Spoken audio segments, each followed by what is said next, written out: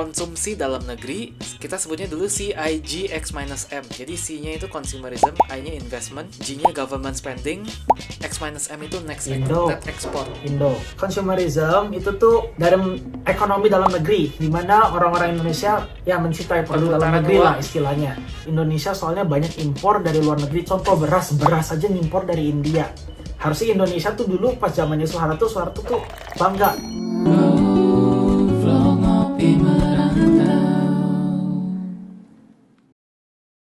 Indonesia, misalnya kamu bilang Indonesia harus bagusin net ekspornya.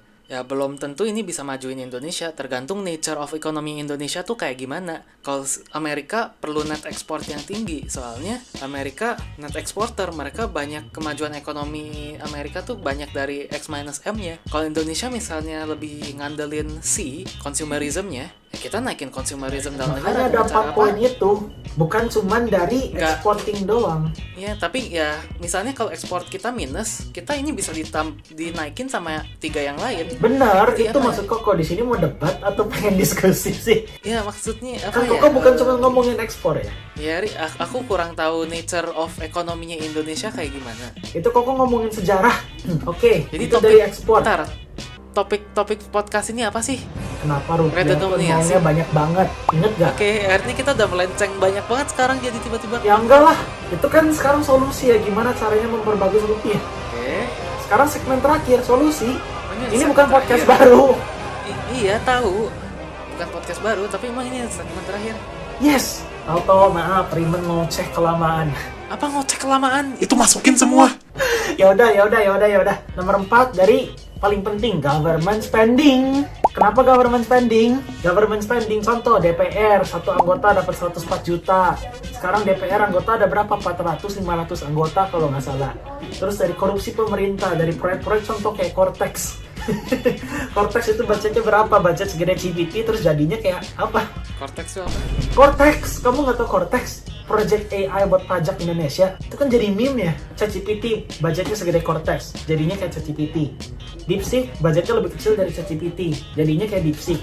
Cortex, jadinya kayak apa? Cuma budgetnya segede ChatGPT. Indonesia punya budget sebesar ChatGPT. Nggak tahu ya, kok dengar meme kayak gitu. Pokoknya Cortex dihujat lah sama masyarakat Indonesia. Government spending itu poin yang penting juga. Kalau government spend less money on the things that they can do, tanpa dikorupsi, tanpa ini, tanpa itu.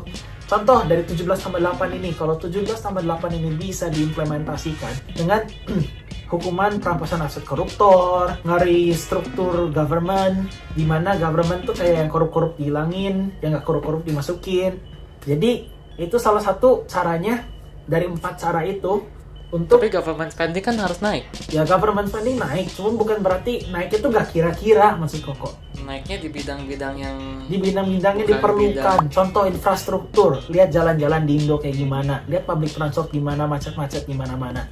Jakarta oke lah, mulai ada MRT, mulai ada apa, cuman itu kan ngutang negara, belum tentu dikorupsiin dan lain-lain. Nah, gimana itu? Ya kebijakan dari pemerintah juga, government spending itu harus dilimit sesuai kebutuhan. Jadi buat recap, 1 dari government spending, 2 dari net export which is surplus, 3 dari investment, di mana Indonesia bisa lebih dilirik dari investor orang asing, bangunlah relasi dan lain-lain. 4 dari perputaran ekonomi negara, perputaran ekonomi sendiri, di mana ekonominya makin bagus, makin berjalan. Itulah beberapa solusi untuk membuat rupiah, mata uang rupiah tuh nolnya nggak sebanyak sekarang. Cuman kalau misalnya kita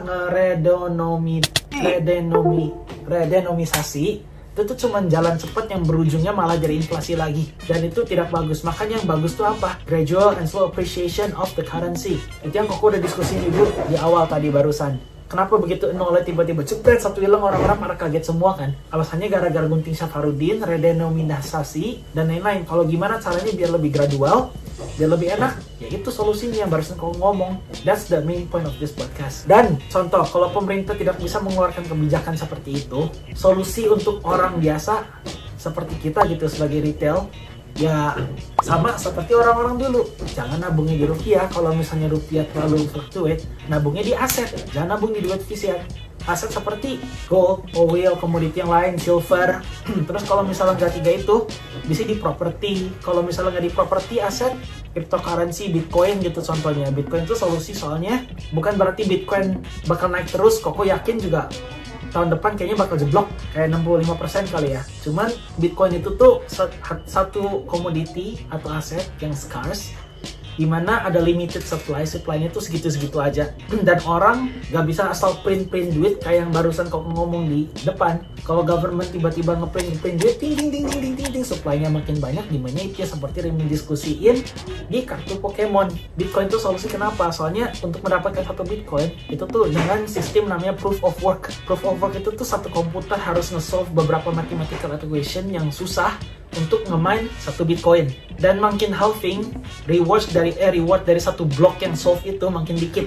Makanya it's an asset, it's scarce, it's limited, and value keeps on appreciating. That's why Bitcoin can be a solution, but tergantung Satoshi juga. Kalau Satoshi tiba-tiba muncul, ting, hello semuanya, bisa jadi masalah. So, ya aturlah resiko masing-masing. Bisa di emas, bisa di komoditi, bisa di properti, bisa di hal-hal lain kayak ETF.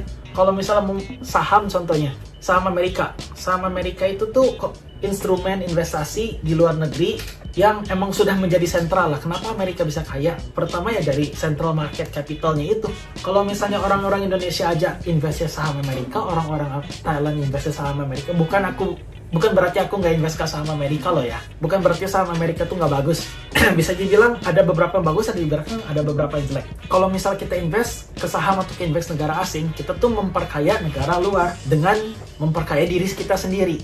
Jadi gimana caranya biar saham-saham di Indo itu tuh bisa lebih dipercaya lah istilahnya. Ya berarti dari OJK-nya sendiri, dari pemerintahnya sendiri, instrumen financial market tuh jangan dibikin orang untuk trauma. Cuman dibikin orang untuk untuk investasi. Terus sebagai individual kalian harus upgrade human capital juga ya. Human capital dari edukasi.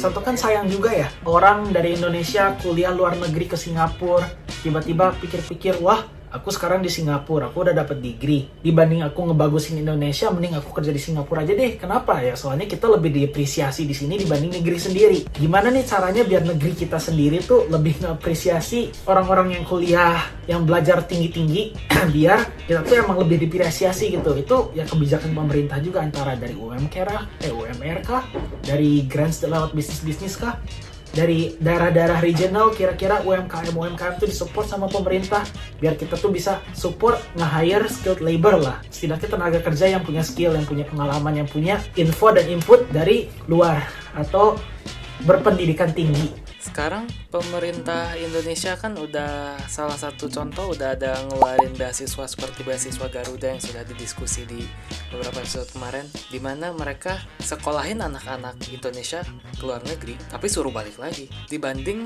orang-orang kayak aku yang diculik sama pemerintah Singapura, sekolahin sampai kuliah, sampai beres dari SMP, SMA, kuliah beres, tapi harus kerja di Singapura.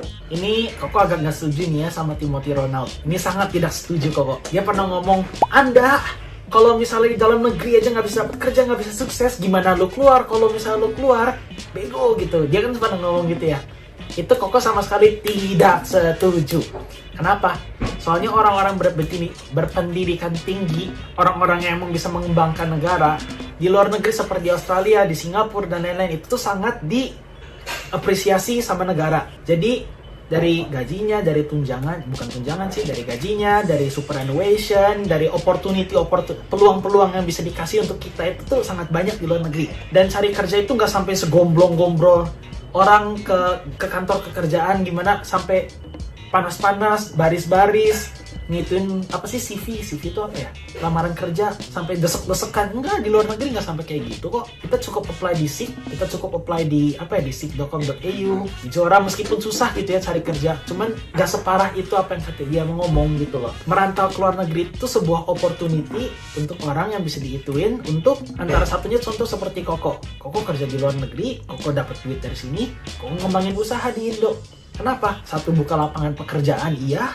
2, memperbaguskan ekonomi negara, iya. 3, ya menyuntikkan duit kerja Koko yang dari luar negeri ini ke dalam negeri Koko sendiri. Ngerti nggak? That's why. Itu tuh salah satu opportunity juga, bukan berarti jelek. Soalnya labor di sini tuh lebih diapresiasi. Oke, kita ngopi merantau. Itu salah satu alasan-alasan kenapa duit kita tuh naik nolnya banyak banget. Ada beberapa solusi di mana kita bisa memperkuat rupiah tuh kayak gimana, positif negatifnya bakal kayak gimana, dan kira-kira kalau misalnya itu tidak bisa diimplementasikan sama pemerintah kita, solusinya ke belakangnya apa sih? Oke, kita channel masih sangat kecil. Kalau misalnya kalian suka dengan apa yang kita obrolin sekarang, silahkan like, komen, dan subscribe. Kalau misalnya kita ada salah ngomong atau apapun itu, silahkan di komen di sana juga. Kita bukan orang yang paling pintar di dunia atau gimana pun itu. Kita cuma saling bertukar pikiran. Apa yang Koko percaya, apa yang Rimen percaya, apa yang sesuai logika kita lah. Kita dari Ngopi Merantau, kita mau membawa perspektif luar kepada Indonesia. Yang subscribe cepat kaya. Bye-bye.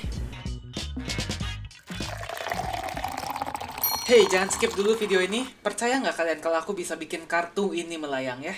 Kalau aku bisa, kalian harus janji subscribe ke channel-channel kami dan tonton video kami yang lainnya ya.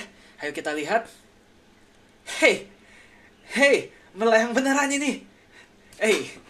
Sesuai janji.